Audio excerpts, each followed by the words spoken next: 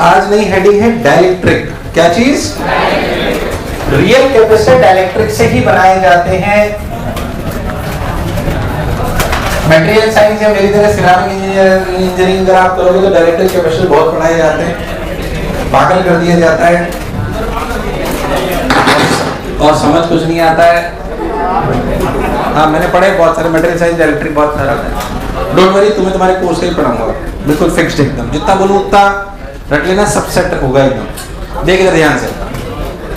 Sir आप तो engineering का पढ़ाओ सर, मैं नॉर्मल तो समझ आ नहीं रहा है ना, क्योंकि हम कितना भी अपना नीचे स्तर घटा लें हमें समझ, इसका मतलब हमारा स्तर बहुत ऊपर है, हमें शायद बहुत ऊपर की बात ही समझ आई है ना, क्योंकि तुमने कई बार आसान आसान सवाल भी ट्राई करे पर तुमसे वो भी, इसका मतलब तुम्हारा स्तर बहुत, अरे यार तुम लोग जो है अब आजा। डाइलेक्ट्रिक क्या चीज? एक्चुअली क्या है, जैसे अगर अपन एक बात समझे, जैसे अपन ने जो अभी तक पढ़ा, अरे बात नहीं, ये तो ध्यान सुने, जैसे मैं कह रहा हूँ वैसे बिल्कुल याद होना। ये सेगमेंट बहुत अपर लेवल तक पढ़ाया जा सकता है और बहुत ज्यादा हो भी सकता है। वास्तविकता में कैपेसिटर यहीं से चालू होता है।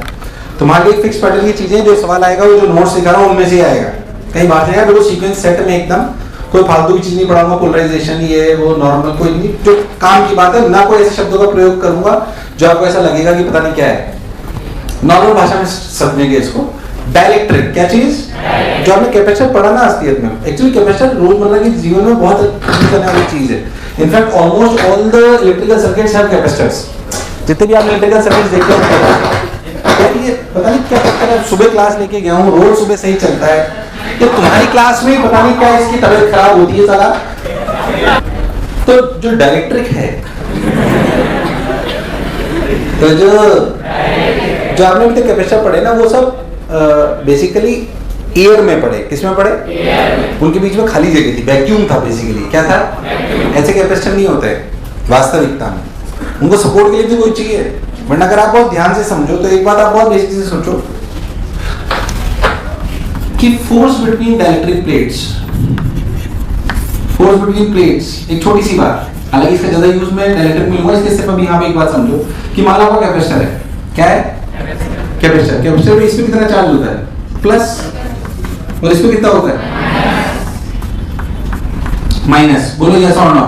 इसमें प्लस और इस पे माइनस। सो जिसपे मान लो प्लस सिग्मा चार्ज है और इस पे माइनस सिग्मा, या इस पे क्यू चार्ज है और इस पे माइनस क्यू चार्ज है, तो आपको समझ में आता है कि भाई साहब sigma is basically Q by A. सोचते हैं कि ये माइनस से इस पे प्लस पे फोर्स नहीं लगाएगा क्या? ये वाली प्लेट अगर इन पे अगर चार्ज आ गया तो ये वाली प्लेट इसमें फोर्स लगाएगी नहीं लगाएगी? लगाती भी है, force between the plates.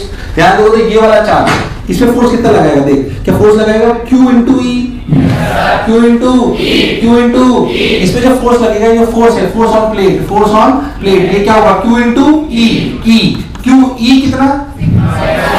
Sigma by sigma by sigma by sigma by sigma by sigma by sigma by 2f0। F बराबर, एक कंडक्टर में बहुत अच्छी बात बताई थी मैं, फोर्स बराबर QE में E is the electric field due to all the other charges except Q। जब आप sigma by epsilon electric field बोल रहे हो तो बीच में है इलेक्ट्रिक फील्ड। जब आप सिग्मा बराबर, जो भी आपने अभी इलेक्ट्रिक फील्ड बोली सिग्मा बाई एप्सिलॉन, तो किसकी वजह से? इसकी वजह से, इसकी वजह से, दोनों की वजह से। अरे पर मैं तो एक ही चार्ज में फोर्स निकाला, उसकी इलेक्ट्रिक फील्ड थोड़ी काउंट करेंगे, सिर्फ इसकी इलेक्ट्रिक फील्ड यहाँ कितनी है? सिग्मा बाई 2 एप्सिलॉन इधर की तरफ। अरे याद कर, फोर्स बराबर QE में E is electric field due to all the other charges except Q। मुझे लगा नहीं तुम्हें आया, तो यहाँ पे जब Q into E लिखूं तो E में क्या लिखूं? Sigma by 2 epsilon not. बहुत बढ़िया। क्या सिग्मा की वैल्यू Q बाई है? तो वैसा फॉर्मूला आया Q square by 2 epsilon not. पहली बात, एक छोटा सा फॉर्मेट है, ये तो आपको याद होना, मैं आपको बताऊंगा कि इसकी क्यों जरूरत है। पहली बात, ये बिल्कुल सिंपल सी बात है कि आपको फोर्स बिटवीन प्लेट्स पता होनी चाहिए, जिसका फॉर्मूला कितना है? Q स्क्वायर बाई, आवाज नहीं है, Q स्क्वायर बाई 2h। अगर वीक टर्म्स में लिखना चाहो तो Q बराबर C भी लिख लो, Q बराबर जैसे आपको अच्छा लगे, उसमें कोई दिक्कत नहीं है। अब कई बार ऐसे सवाल आ जाते हैं, भाई साहब की ऐसे प्लेट है, यहाँ पे स्प्रिंग लगा दी, बताओ स्प्रिंग में एलोंगेशन कितना हो गया? क्या Kx बराबर फोर्स ऑन प्लेट? Kx बराबर कभी इधर पुली लगाकर mg लटका देते हैं कि mg बराबर फोर्स ऑन प्लेट। अरे कभी तो हाँ ना बोलो, पता जो मैं बोला चमका। तो बिफोर स्टार्टिंग डायलेक्ट्रिक हमें ये बात समझ में आनी चाहिए। ये बात मैंने यहाँ क्यों पढ़ाई, ताकि मैं आपको समझा पाऊं कि अगर आप बीच में वैक्यूम होगा और छोड़ दोगे तो चिपक जाएंगी, या फिर कोई आदमी होना चाहिए जो उनके बीच में बैठा रहे, चलो दूर रहो, अरे यार हाँ ना बोल। अरे पॉजिटिव नेगेटिव अट्रैक्ट हो रहे भाई, कोई बीच में होना चाहिए, अगर कोई नहीं है तो चिपक जाएंगे। ये मुस्कुराहट क्यों आ रही पीछे?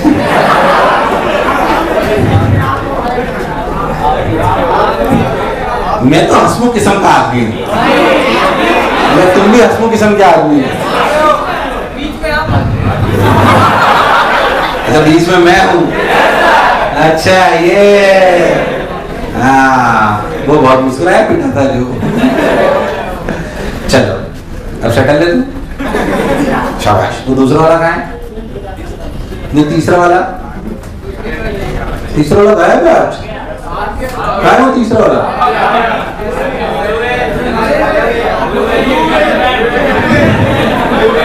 तीसरा वाला अगर इस क्लास के बाद आया मरा हो। खैर तो अपन बीच में कोई ना कोई होना चाहिए जो उसे रोक सके। क्या तो अपने फोर्स बिटवीन द प्लेट्स ये जो आया इतना q स्क्वायर बाई 2f0।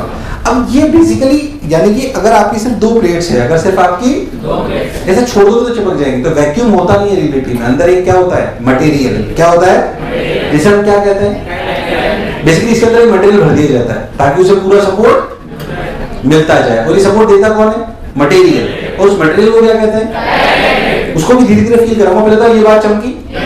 तो ये लिखना और फिर लिखना कि अगर इनके बीच में वैक्यूम रहेगा तो ये चिपक जाएंगे, तो कोई सपोर्ट चाहिए तो हम मटेरियल भरते हैं जिसे हम कहते हैं वो डाइलेक्ट्रिक हेडिंग पे डालना। समझ आया क्या करना है? ये होता है फिर हेडिंग डालना। क्या पहले डाल देते थे? ओके ठीक है, मैं आपको कहानी वापस वहां से शुरुआत करता हूँ जहां से अपने कंडक्टर पढ़ा था। क्या पढ़ा था? मान लो कि कंडक्टर है, थोड़ी देर समझना अच्छे से बात को। मान लो एक कंडक्टर है, अच्छे से समझो, थोड़ी देर भूल जाओ कैपेसिटर पढ़ रहे हो, समझो जो कह रहा हूँ। मान लो एक कैपेसिटर है, सॉरी कैपेसिटर नहीं, कंडक्टर क्या है? अब यहाँ पे कंडक्टर की कुछ प्रॉपर्टीज की अगर कंडक्टर पे इलेक्ट्रिक फील्ड लगाई जाए, कंडक्टर पे अगर लगाई जाए तो तू याद करके उसमें चार्जेस रीअरेंज हो जाते हैं। मान लो मैं इस कंडक्टर पर इलेक्ट्रिक फील्ड लगा दूं E बराबर E not I cap, E बराबर E नॉट। मान लो मैं इस पे इलेक्ट्रिक फील्ड लगा दूं E बराबर E नॉट आई कैप, तो अंदर कितनी होगी? अंदर कितनी होगी? तो चार्जेस यार हाँ ना बोल। वास्तविकता में क्या होगा? यहाँ पे इंड्यूस हो जाएगा माइनस और यहाँ पे इंड्यूस हो जाएगा, और इलेक्ट्रिक फील्ड सिर्फ बाहर बाहर रह जाएगी, अंदर क्या हो जाएगी? जीरो। वास्तविकता में क्या होगा मैं आपको बताता हूं। इधर होगी एक E नॉट, इधर क्या होगी? E not. असलियत में यहाँ पे एक इंड्यूस हो जाएगा माइनस, अगर बिल्कुल मस्त एकदम ऐसे शानदार क्यूबॉइड टाइप चीज है तो यहाँ पे इंड्यूस हो जाएगा माइनस सिग्मा, यहाँ पे इंड्यूस हो जाएगा प्लस सिग्मा, और इस प्लस सिग्मा माइनस सिग्मा की वजह से इंड्यूस इलेक्ट्रिक फील्ड इधर आएगी जिसकी वैल्यू होगी sigma by 2f0 and this should be equal to E not, this should be equal to E not and net electric field inside the conductor is zero. बोलो clear? ऐसा conductor के अंदर इसलिए होता है क्योंकि कंडक्टर के अंदर सभी चार्जेस फ्री होते हैं। अरे यार नहीं आया, क्योंकि कंडक्टर के अंदर सभी चार्जेस फ्री, मुझे लगा नहीं तुम्हें आया। अरे है कि नहीं? तो सभी चार्जेस फ्री होते हैं इसलिए इलेक्ट्रिक फील्ड जीरो हो जाती है। ये कंडक्टर की कहानी थी। किसकी थी? मान लो कोई आप दूसरा मटेरियल लो, सेमीकंडक्टर टाइप, इसे डाइलेक्ट्रिक कहते हैं। क्या कहते हैं? एक मटेरियल का नाम है, आप ऐसे समझो डाइलेक्ट्रिक जिन्हें कह रहे हैं, वो कंडक्टर नहीं है पर वो प्रॉपर इंसुलेटर भी, तो सेमीकंडक्टर टाइप। अरे हाँ ना बोलिया, उसका एक और नाम आप समझ लो डाइलेक्ट्रिक। क्या चीज? उसमें सारे फ्री है, कुछ फ्री है। तो यहां जब रीअरेंज होगा तो पूरे हो जाएंगे कि कुछ कम? तो इलेक्ट्रिक फील्ड जीरो हो जाएगी या कम हो जाएगी? तुझे मेरी बात समझ? फिर से समझाता हूं कि अगर हम डाइलेक्ट्रिक मटेरियल में इसी सिचुएशन में वो इलेक्ट्रिक फील्ड E बराबर E not I cap, E not I cap, और हम वैसे ही वो कंडक्टर ले जो अपन अभी से समझ रहे थे वैसा है बिल्कुल, पर अब कंडक्टर ना होकर डाइलेक्ट्रिक मटेरियल, तो क्या पूरा फ्री है या थोड़ा फ्री है? तो उसमें भी चार्जेस इंड्यूस होंगे, minus minus minus minus minus minus minus plus plus plus plus minus sigma I plus sigma I plus minus sigma E का मतलब सिग्मा इंड्यूस्ड, सिग्मा। अब क्या इलेक्ट्रिक फील्ड उतनी ही होगी या थोड़ी कम? थोड़ी। क्यों कम?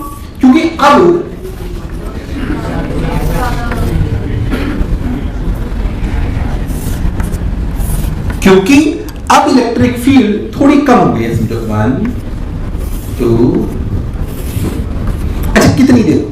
इधर की तरफ ई नॉट, इधर की तरफ क्या इधर की तरफ आई sigma I by epsilon not, sigma I by, ये मैंने यहां पे सिग्मा बाई 2 एप्सिलॉन नहीं एप्सिलॉन आएगा, इसकी वजह से इधर सिग्मा बाई 2 एप्सिलॉन, इसकी वजह से भी सिग्मा बाई, तो नेट कितनी हुई? नहीं आया, तो सिग्मा आई ही है यहाँ पे। पर यहाँ पे सिग्मा आई इतना ताकतवर है कि इसको क्या कर देता है? जीरो। क्या कर देता है?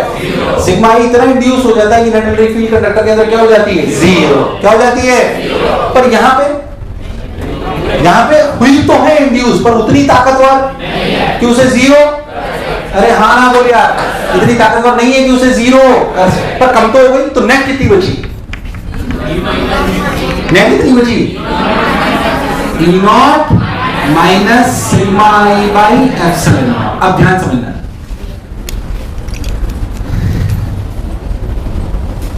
ये जो sigma I by epsilon naught है, ये कितना है? क्या ये मटेरियल की प्रॉपर्टी है? बेकार रिस्पॉन्स। किसकी प्रॉपर्टी है? मटेरियल की। किसकी? अब एक फैक्टर डिफाइन करेंगे कि मटेरियल कितना ताकतवर है। उसे डिफाइन करा गया ऐसे, E net is E naught which is applied by K। Confuse मत होना। E naught minus sigma I is the net electric field। मान लो मैंने इलेक्ट्रिक फील्ड लगाई 10 न्यूटन पर कूलम, कितनी लगाई? अंदर बच गई 5। कितनी बच गई? 5। तो 10 को कितने से डिवाइड करूंगी? 5 बचे। तो उस मटेरियल की डाइलेक्ट्रिक स्ट्रेंथ, क्या चीज? तुझे मेरी बात समझ? इस डाइलेक्ट्रिक मटेरियल की एक चीज डिफाइन करी जाती है K, जिसे बोलते हैं डाइलेक्ट्रिक स्ट्रेंथ। क्या कहते हैं? डाइलेक्ट्रिक कांस्टेंट, जो भी आप बोलना चाहो उसको फील करो पहले समझो। जैसे मेरे को बोला ना कि डाइलेक्ट्रिक स्ट्रेंथ 5 है इसकी, तो मैं क्या समझता हूं? साला ये इलेक्ट्रिक फील्ड को 5 गुना से घटा देता है। मतलब अगर 10 लगाऊंगा तो बचेगी कितनी? 2। तुझे मेरी बात समझ? क्योंकि हर मटेरियल का अलग अलग है। ये हर मटेरियल का, मुझे लगा नहीं तुम्हें आया, ये हर मटेरियल का अलग अलग है। तो what do you mean by, क्या it's a hardcore property of a material? It's a hardcore property of. तो तुम फील करो, फील वाली डेफिनेशन है जो मैं आपको कह रहा हूं। What do you mean bye dielectric strength? जब भी डाइलेक्ट्रिक स्ट्रेंथ के की बारे में बात करिए तो मन में फीलिंग आनी चाहिए इलेक्ट्रिक फील्ड लगाओगे उसको कैसे डिवाइड कर दो, इतनी ही इलेक्ट्रिक फील्ड अंदर बचेगी। बोल यस और नो। मुझे लगा नहीं तुम्हें आया। अरे आया कि नहीं आया? अरे सोच लो। सो डाइलेक्ट्रिक स्ट्रेंथ K, तो ये basically E not by K से डिफाइन की जाती है, और K कहलाती है, K कहलाता है डाइलेक्ट्रिक कांस्टेंट। क्या कहलाता है? अगर आप मेरी बात बिल्कुल ध्यान से समझो तो आप कुछ बातों की वैल्यू को बोल पाओगे। क्या मैं आपको समझाता हूं, सोच के देखो K की क्या वैल्यू होगी वैक्यूम के लिए? K की क्या वैल्यू होगी? क्या होगी? तो वैक्यूम के लिए या एयर के लिए, वैक्यूम और एयर के लिए K की वैल्यू क्या हुई? 1। चलो बताओ कंडक्टर के लिए? कंडक्टर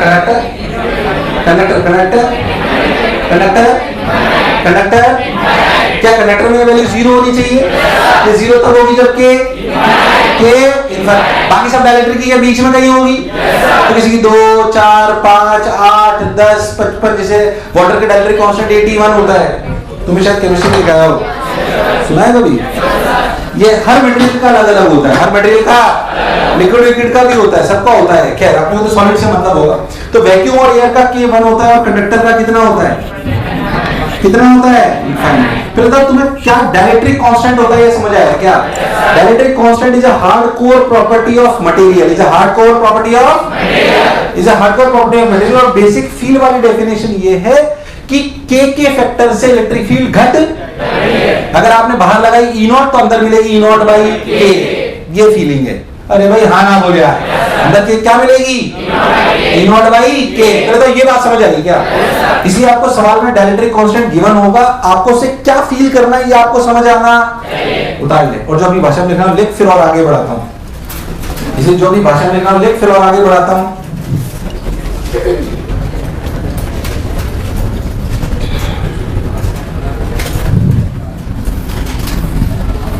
कि K का मतलब हमें ये समझना है कि इतने फैक्टर से एक्सटर्नल इलेक्ट्रिक फील्ड डाइलेक्ट्रिक के अंदर घट जाती है, ये समझ में आना चाहिए मेनली तुम्हें।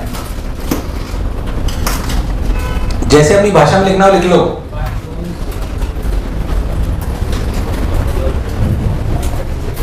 अब एक E net equal to E0 minus sigma E by epsilon, ठीक है बात समझ लीजिए। जो भी हमने अभी तक पढ़ा है मटेरियल की प्रॉपर्टीज, इसमें कैपेसिटर की कहीं चर्चा नहीं है। आप ध्यान से देखो कि अगर मैं ऐसा का ऐसा मटेरियल डाइलेक्ट्रिक में भर दूं पूरे में, तो सो डाइलेक्ट्रिक के अंदर एक्सटर्नल इलेक्ट्रिक फील्ड कितनी होती है?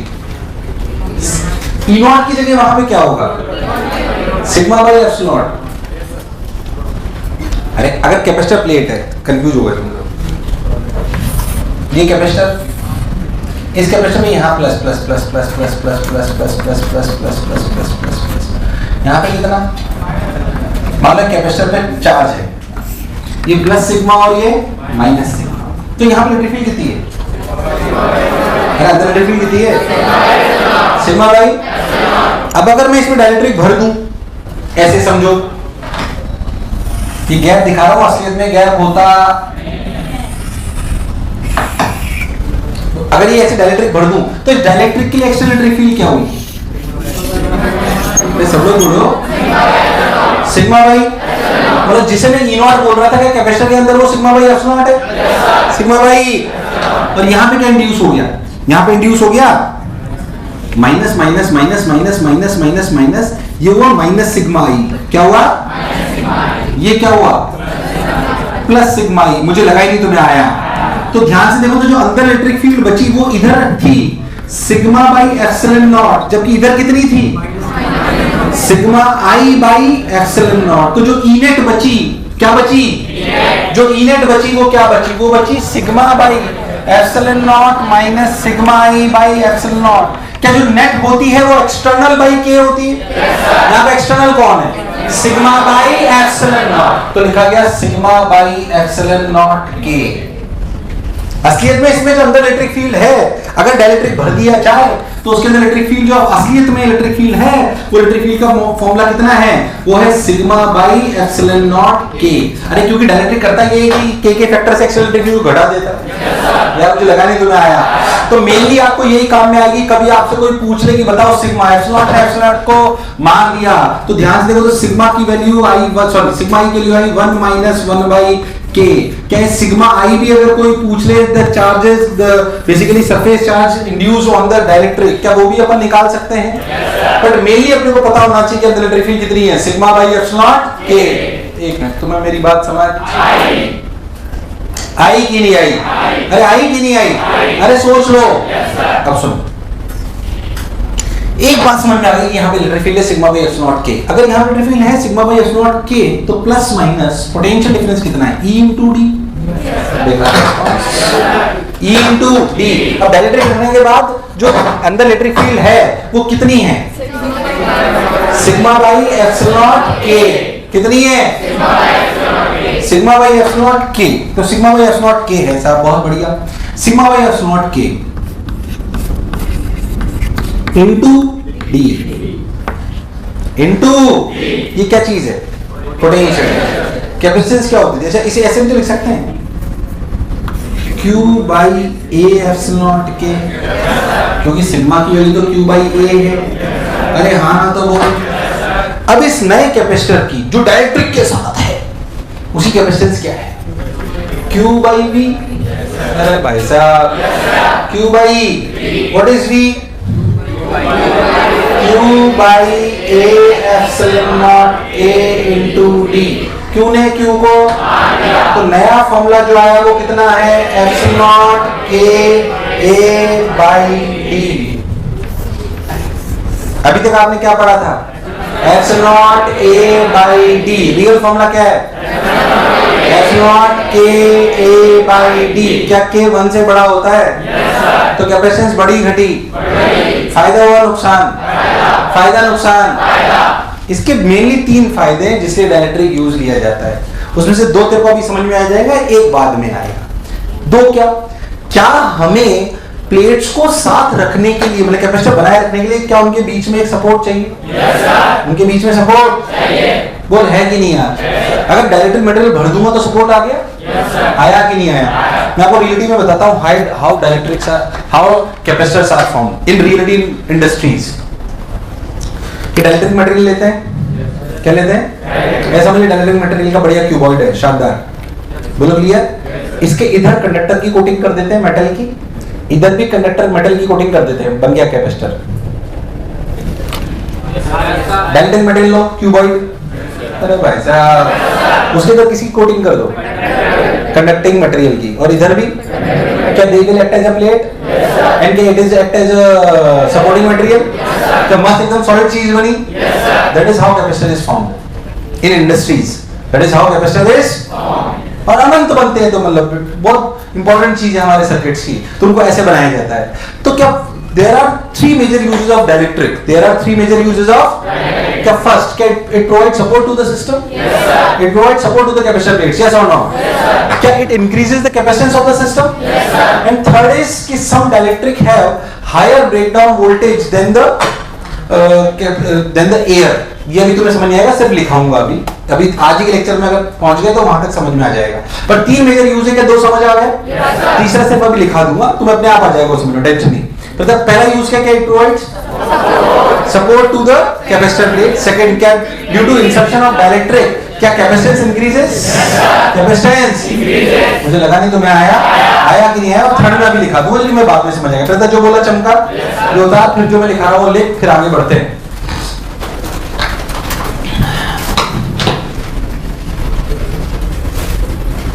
Three major uses of dielectric.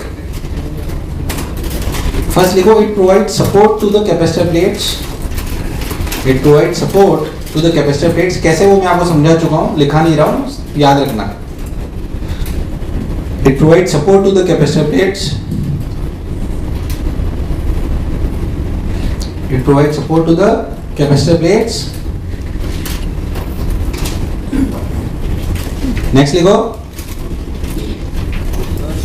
capacitance of the system increases, capacitance of the system increases, capacitance of the system increases, capacitance of the system increases. Next लिखो, some of the dielectric material have higher dielectric strength than the air. Some of the dielectric material have higher dielectric strength than the material, than the air. Some of the dielectric material have higher dielectric strength. ये क्या होता है तुम्हें समझ आएगा अभी थोड़ी देर में। Some of the dielectric material have higher dielectric strength than the air. Than the air. तो कैपेसिटेंस का फॉर्मूला है F not K by D. F not मतलब जो बोला चमका। ये डाइलेक्ट्रिक स्ट्रेंथ की बात भी चलो मैं तुम्हें यहीं से समझा देता हूँ। एक्चुअली वास्तविकता में क्या है, तो क्या फॉर्मूला समझ आया F not K by D। क्या डाइलेक्ट्रिक क्या क्या काम करते थे? वास्तविकता में जितने भी कैपेसिटर आप देखते हो ना, एयर वाले कोई नहीं होते, सब ऐसे होते हैं। इसलिए सही बताऊं तो आपको अगर कैपेसिटर पे सवाल आने की उम्मीद होगी तो दो जगह से होगी, रियलिटी बताऊंगा आपको। हालांकि हमने बहुत ज्यादा पढ़ाया है, या तो आरसी सर्किट, क्या चीज, या फिर डाइलेक्ट्रिक। ज्यादा चांसेस इस बात के, मुझे अपने कैपेसिटर वाले को पूछा सर्किट वर्किट पढ़े ना, उन पे ज्यादा सवाल आने के चांसेस नहीं है। ठीक है, पढ़ाने बच्चों को ज्यादा इंटरेस्ट आता है, टीचर पढ़ाता है, बट वास्तविकता में वो असलियत में होते नहीं, इसलिए उन पे ज्यादा सवाल आने के चांसेस नहीं होते। ज्यादा चांसेस होंगे या तो सवाल किस पे आएगा, आरसी सर्किट पे। किस पे? क्योंकि RC circuit is the reality, RC circuit is the reality. और दूसरा आ सकता है डाइलेक्ट्रिक पे। किस पे आ सकता है? डाइलेक्ट्रिक पे। बोलो क्या जो मैं बोला चमका, बहुत बढ़िया सा। नेक्स्ट देखो, नेक्स्ट जो बात समझा रहा था मैं आपको बताता हूँ। असलियत में क्या होता है कि जो डाइलेक्ट्रिक मटेरियल है, इनमें जो अपन ने बोला कि जैसे फोर्स लग रहा है, क्या लग रहा है? हालांकि इसमें बहुत तरह के मटेरियल होते हैं, पोलर, नॉन पोलर, बहुत सारी बातें और होती है, तुम्हें नहीं, मतलब एक बेसिक बात मैं आपको समझाता हूँ कि अगर हमने कोई भी डाइलेक्ट्रिक मटेरियल लिया, हमने कोई भी डाइलेक्ट्रिक मटेरियल लिया, तो उसे समझे कि उसमें क्या, उसमें जब इलेक्ट्रिक फील्ड लगाते तो उसमें बेचारे पे क्या बीतती है, उसे समझे। हमने डाइलेक्ट्रिक मटेरियल लिया, असली में every material is made up of molecules, is made up of, जिसमें प्लस और माइनस होते हैं। क्या होते हैं? जैसे आप ऐसे समझो कि डाइपोल की तरह, क्या every molecule is made up of dipoles? ये तो अपन पहले भी बात कर चुके हैं। ऐसा समझो कि मान लो मटेरियल है, इस मटेरियल में अगर इस मटेरियल में मान लो कि एक ऐसे प्लस और माइनस का एक डाइपोल है, कोई मटेरियल है, अगर इसमें इलेक्ट्रिक फील्ड लगाओगे इस पे, तो इस पे इधर लगेगा QE और इधर लगेगा, तो नेट जरूर जीरो है, पर क्या इसकी क्षमताओं का परीक्षण हो रहा है? ये ऐसी बात है कि आप जो है मान लो ये काम नहीं करके आए, इसके ऊपर दोनों हाथ बांध दे और दोनों तरफ 10-10 चोटों का फोर्स लगाएं, तो 20 से लगाएं, 100 का लगाएं, ये बोले सर दर्द हो रहा है, तो हम बोले नेट तो जीरो है, परेशान क्यों हो रहा? अरे हाँ ना बोलिया, बस 5000 कर दें। एक समय ऐसा आएगा जब इसके दोनों हाथ उखड़ के बाहर आ जाए। अरे हाँ ना बोलिया, नहीं आया, मान लो आप दोनों तरफ मेरे इसको खींचो तो एक लिमिट तक ही मैं झेल, उसके बाद में टूट जाऊंगा, भले नेट फोर्स जीरो है, भले net force, that is known as breaking strength, that is known as, and जिस इलेक्ट्रिक फील्ड पे टूट जाता है, जिस इलेक्ट्रिक फील्ड पे मटेरियल, अच्छा सबकी क्षमता सेम क्या अलग? मान लो खुन्नस को लाओ, खुन्नस की ब्रेकिंग स्ट्रेंथ और मेरी ब्रेकिंग स्ट्रेंथ तो बहुत अलग होगी। अरे है कि नहीं यार? हो सकता है तो 0.5 न्यूटन पे खींचना, है कि नहीं यार? अब उधर गेंडे को लाओ भाई साहब, पता लगा पूरी क्लास इधर, पूरी क्लास इधर, फिर भी कुछ नहीं हो रहा, है कि नहीं भाई साहब? तो सबकी ब्रेकिंग स्ट्रेंथ अलग अलग है। तो जिस इलेक्ट्रिक फील्ड पे मटेरियल फूट जाता है, जिस इलेक्ट्रिक फील्ड पे मटेरियल, क्या ये ताकत ज्यादा होनी चाहिए कम? तभी तो हमारे लिए काम की बात होगी। जिस इलेक्ट्रिक फील्ड पे ये फूट जाता है उसे कहते हैं dielectric strength of the material. क्या कहते हैं? मैं कैपेसिटर नहीं पढ़ा रहा अभी, उस मटेरियल की प्रॉपर्टी पढ़ा रहा हूं।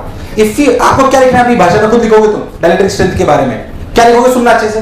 अगर हम मटेरियल पे इलेक्ट्रिक फील्ड लगाएं तो उसके अंदर प्रेजेंट डाइपोल्स में स्ट्रेस जनरेट होगा, जैसे जैसे इलेक्ट्रिक फील्ड बढ़ाएंगे वो स्ट्रेस, एक इलेक्ट्रिक फील्ड वो आएगी जब ये फूट या टूट जाएंगे, जिस इलेक्ट्रिक फील्ड पे टूट जाएंगे वो मटेरियल की कहलाएगी डाइलेक्ट्रिक स्ट्रेंथ। तो डाइलेक्ट्रिक स्ट्रेंथ की यूनिट क्या हुई? वो जो इलेक्ट्रिक फील्ड की, मैंने क्या बोला था, electric field at which the material breaks, the material is known as dielectric strength of the material। फिर तुम्हें बात समझ आएगी नहीं है? आप खुद लिखोगे डाइलेक्ट्रिक स्ट्रेंथ के बारे में डायग्राम बना के, क्या लिखोगे फिर से सुनो एक बार। जब हम किसी भी मटेरियल पे या जब हम डाइलेक्ट्रिक मटेरियल पे इलेक्ट्रिक फील्ड लगाएंगे तो उसमें प्रेजेंट डाइपोल्स पर स्ट्रेस बढ़ेगा, जैसे इलेक्ट्रिक फील्ड बढ़ाएंगे स्ट्रेस बढ़ेगा। क्या एक वैल्यू ऐसी आएगी जब ये जिसपे टूट जाता है, ये कहलाती है dielectric strength of the material. क्या कहलाती है? डाइलेक्ट्रिक स्ट्रेंथ ऑफ द, मुझे लगा नहीं तुम्हें आया, समझ आया कि नहीं आया? Right it down, dielectric strength of the material. और जो मैंने बोला और ये डायग्राम खुद लिखो, मैं कुछ नहीं लिखा रहा।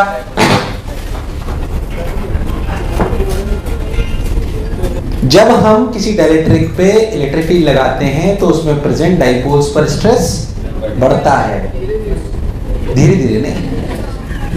तो एक इलेक्ट्रिक फील्ड वैल्यू ऐसी आएगी जब ये फूट, जिस इलेक्ट्रिक फील्ड पे फूटेगा उसे कहते हैं dielectric strength of the material. समझ के अपनी भाषा में लिखो। नहीं मैं नहीं, बस बंद हो गया एक बार, डिटेल नहीं कराना मेरे को, कराऊंगा ही नहीं।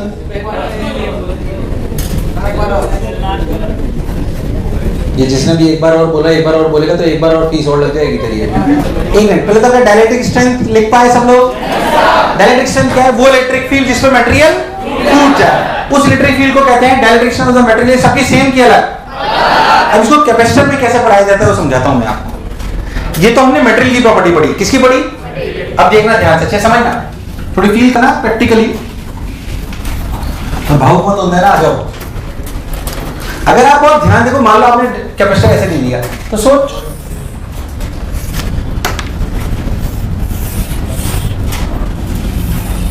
हमें कैपेसिटर से किस चीज से मतलब है? देख, अगर आपने कैपेसिटर लिया, उसको बैटरी लगाई, क्या लगाई? बैटरी अगर लगाई तो बैटरी लगाने से इलेक्ट्रिक फील्ड बढ़ी घटी? पोटेंशियल तो बैटरी बढ़ाओ, इलेक्ट्रिक फील्ड क्या? इलेक्ट्रिक फील्ड ऐसी नहीं आएगी जब ये फूट जाएगा। तो आपको इलेक्ट्रिक फील्ड से मतलब है कि वोल्टेज से? प्रैक्टिकल लाइफ में सोचो। अरे यार हाँ ना बोल, जब आप बाजार से कैपेसिटर खरीद के लाए तो आपको उसकी इलेक्ट्रिक फील्ड नहीं, मतलब वो ये थोड़ी समझाएगा डाइलेक्ट्रिक क्या है, ये क्या है, उसमें लिखा होना चाहिए कि इतने वोल्टेज के बाद ये, वो कहलाती है उसकी बीवी, ब्रेकडाउन वोल्टेज। क्या कहलाती है? बीवी, ब्रेकडाउन वोल्टेज। ब्रेकडाउन वोल्टेज ये कहलाती है कैपेसिटर की बीवी।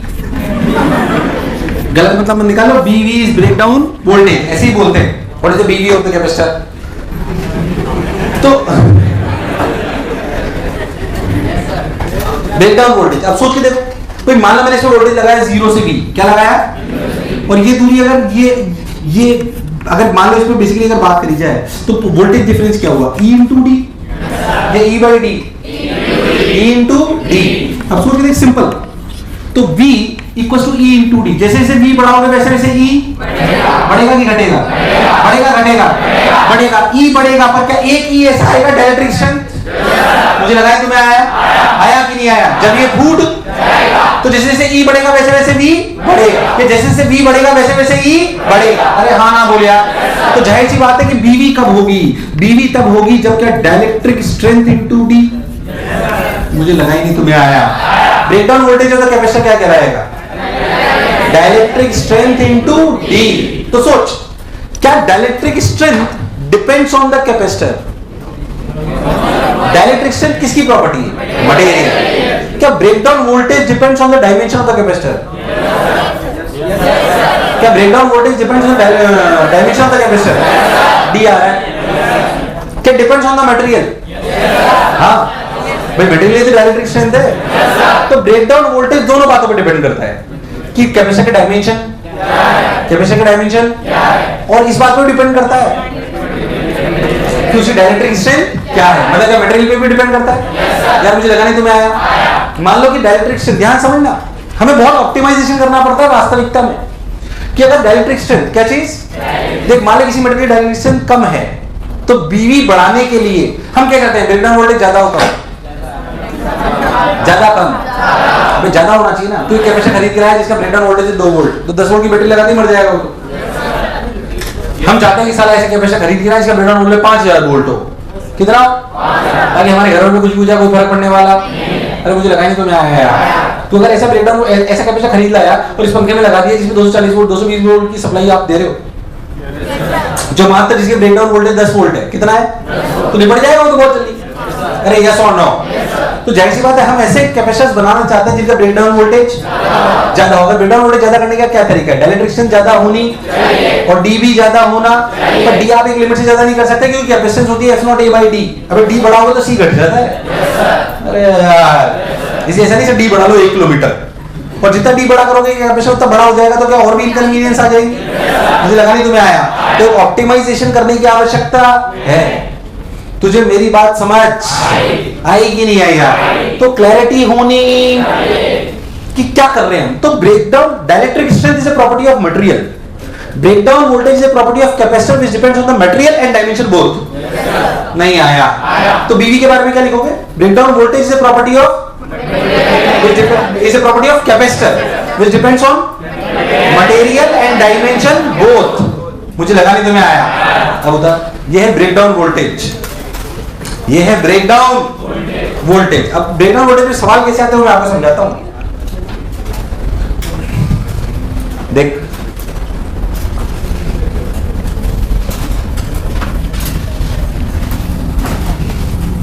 आइए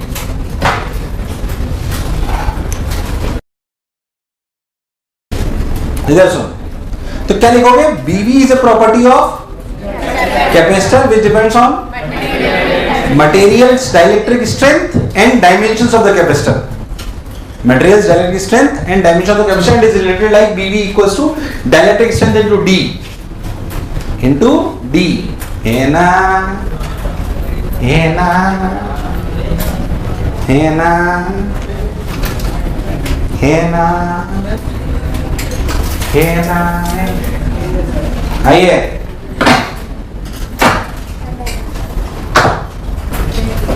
ध्यान समझना जो कह रहा हूं।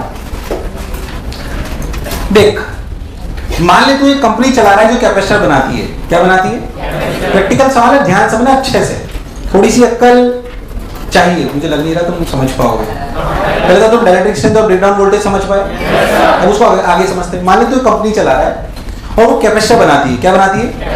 तूने डायरेक्ट मटेरियल खरीद रखा है, तो तेरा के फिक्स है, तेरा के, अगर तेरा डायरेक्ट मटेरियल खरीदा हुआ है तो तेरा के फिक्स है। अब तेरे पास किसी कंपनी से ऑर्डर आया कि भैया मुझे कैपेसिटर चाहिए, मुझे कैपेसिटर चाहिए जो भाई साहब 5 माइक्रोफैराड के हों। कितने के? 5 माइक्रोफैराड के हों और भाई साहब वो 3000 वोल्ट कम से कम झेलने चाहिए। तेरे पास दूसरी कंपनी से ऑर्डर आया कि मुझे कैपेसिटर चाहिए, उसने बोला 1 लाख कैपेसिटर दो मेरे को जो 5-5 माइक्रोफैराड के हों और उनकी बीवी, उनकी 3000 वोल्ट से ज्यादा हो, उनकी बीवी। क्या तुम लोग ऐसे करो तो नहीं पढ़ा? ऐसे ही कहते हैं, नोटेशन ही ऐसे है उसका। ब्रेक डाउन वोल्टेज उनका 3000 वोल्ट से,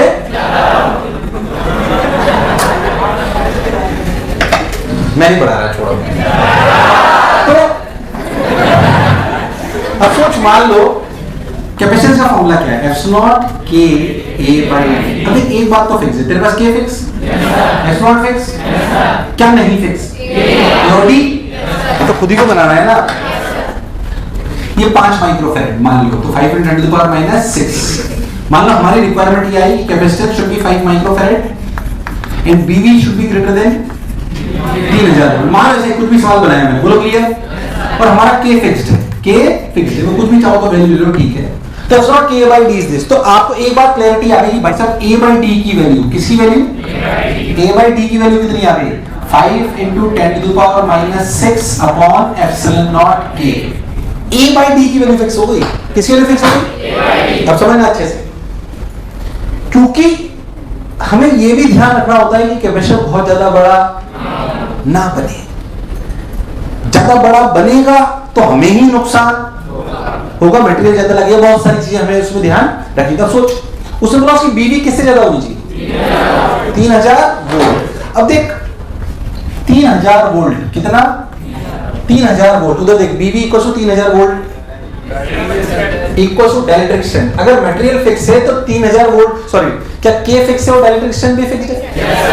जो मान ले तुझे गिवन है, जो मान ले तुझे, क्योंकि तूने मटेरियल खरीदा हुआ तो तेरे पास के भी फिक्स है और डाइलेक्ट्रिक स्ट्रेंथ भी, तो डाइलेक्ट्रिक स्ट्रेंथ इनटू डी। तो सोच डी की वैल्यू क्या आई? 3000। बेसिकली ये D dielectric strength into D should be greater than 3000। ऐसा होना चाहिए, बोल यस और नो। तो डी किससे बड़ा होना चाहिए? 3000 बाई ds। डी इससे बड़ा होना तो ये डी की मिनिमम वैल्यू है, पर ए बाई डी की तो फिक्स्ड वैल्यू है। तो एरिया मिनिमम क्या है यार? ए बाई डी की तो फिक्स्ड वैल्यू है ना। ए बड़ा होगी तो डी भी बढ़ेगा, तभी तो ए बाई डी की फिक्स्ड वैल्यू होगी। अरे तुझे मेरी बात समझ नहीं आई यार? अरे ए बाई डी तो यही होना चाहिए, इसमें कोई शक वाली बात। अरे जब मुझे 5 माइक्रोफैराड कैपेसिटर चाहिए तो ए बाई डी तो यही होगा, पर मैं ए भी चेंज कर सकता हूं। और अगर मैं ए को 2 गुना करूंगा तो डी को भी 2 गुना, पर साथ में ये भी पता पड़ रहा है कि डी से छोटा होना, क्योंकि मैं जानता हूं डी छोटा करूंगा तो ए छोटा हो जाएगा, ए छोटा हो जाएगा तो मेरे को कम मटेरियल लगाना पड़ेगा, पर एक लिमिट से कम में ए को कर कैसे करूंगा? क्योंकि डी की वैल्यू इससे कम। तो सोचो क्या ये डी मिनिमम है? तो इससे करस्पॉन्डिंग ए मिनिमम आएगा। तो कैपेसिटर बनाते हुए ध्यान रखेगा कि एरिया इससे छोटा, ऐसे नहीं छोटा बनाने चक्कर में फूट के जाती। अरे भाई साहब, तो सोच के देखो तो इसमें ए मिनिमम क्या आएगा? ए मिनिमम आएगा, A minimum by D minimum equals to 5 × 10⁻⁶ upon epsilon के। तो ए मिनिमम आया into D minimum, and what is D minimum? This is D minimum. ये सवाल नहीं था, ये कॉन्सेप्ट था, एक बात है जो प्रैक्टिकली काम में आती है, जो तुझे दूर दूर तक समझ। अरे आई कि नहीं आई यार? पक्की बात, बिल्कुल ढंग से एकदम जैसे कि आपने क्या करा। तो जब भी कैपेसिटर बनाते हैं तो कई फैक्टर्स को ध्यान में, क्योंकि हम चाहते हैं कि एरिया छोटा हो। तो जाहिर सी बात है, आपको अगर कैपेसिटेंस फिक्स है तो ए बाई डी तो फिक्स्ड है, ए बाई डी तो अगर ए बाई डी फिक्स है तो आप कैपेसिटर छोटा बनाने के लिए क्या एरिया और डी दोनों छोटा कर लोगे, पर आप एक लिमिट से छोटा ए कर, क्योंकि ए को छोटा करोगे तो डी छोटा करना पड़ेगा, और डी छोटा करना पड़ेगा तो फूटने के चांसेस। मुझे लगा नहीं तुम्हें आया, अरे आया कि नहीं आया। इसे मैं एक लिमिट से छोटा कैपेसिटर को कर, अगर हम चाहते हैं कि उसकी ब्रेकडाउन वोल्टेज अच्छी हो या डिसेंट हो, जो भी हम चाहते हैं, as per the requirement of the customer, as per the requirement of the instrument, जहां जहां जैसे जैसे, तो जब भी आप कैपेसिटर खरीदोगे ना, छोटे छोटे हरे हरे होते हैं जो आपके उसमें लगे होते हैं, तो उसमें दो चीज लिखी होती है, the capacitance of the system and the breakdown voltage. क्या लिखी होती है? Capacitance of the system and the breakdown voltage, ताकि आपको पता पड़े कि भैया इतने माइक्रोफैराड का कैपेसिटर है, साथ ही साथ इसकी औकात इतनी है। अरे हाँ ना बोल यार, इससे ज्यादा इसमें वोल्टेज लगा दोगे तो निपट। मुझे लगा नहीं तुम्हें आया। ये सवाल लिखा है फील थी, थोड़ी आई क्या, थोड़ी आई क्या, उतार टाइम हो गया यार।